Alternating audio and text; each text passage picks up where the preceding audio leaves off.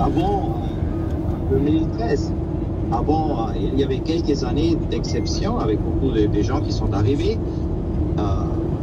particulièrement en Grèce, à cause de la crise de la guerre en Syrie, mais aussi en Méditerranée centrale. Mais ça, depuis 4 ans, ça ne se passe plus. Alors on n'a pas beaucoup de gens qui arrivent, mais on a le sentiment qui est justifié que l'Union européenne n'a pas une politique cohérente. Et cette peur de perdre le contrôle et aussi le fait que les États s'habituent à repousser les gens par la force, s'habituent à violer les lois, crée cette situation extrêmement dangereuse. Parce que l'Europe montre au monde que les droits des demandeurs d'asile ne sont plus respectés. Mais ça veut dire quoi pour le système global de protection des réfugiés?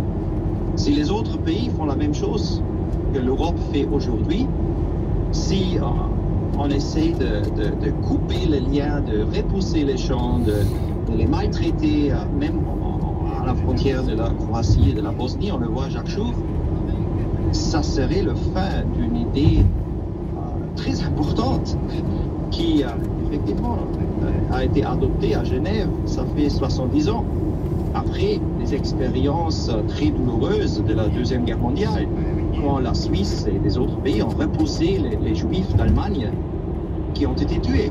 Et après, on a dit non, on ne va pas refouler les gens. Le non-refoulement, c'était le principe le plus important dans le système qu'on a créé. Mais aujourd'hui, cette principe est violé chaque jour.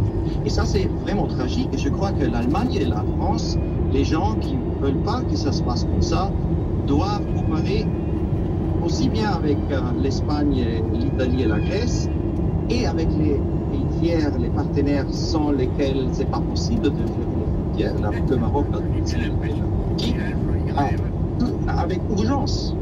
Sinon, c'est la fin d'une époque et c'est pas bon. Virginie Guérodon, on arrive à la conclusion provisoire de cette discussion. Mario Draghi, le président du Conseil italien, a lancé un appel la semaine dernière à la solidarité européenne et il a imposé en quelque sorte que la question migratoire soit inscrite à l'ordre du jour du Conseil européen qui aura lieu.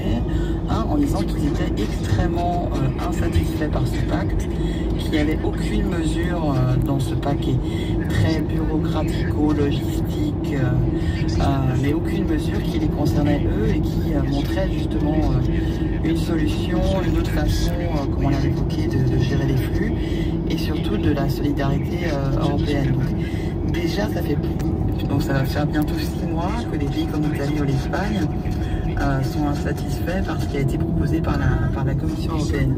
Alors, la Commission européenne, cette semaine, dans le cadre de ce qui s'est passé à Ceuta, a dit Ceuta, c'est l'Europe. Elle a été très agressive, presque autant que Madrid, par rapport à ce qui se passait au Maroc.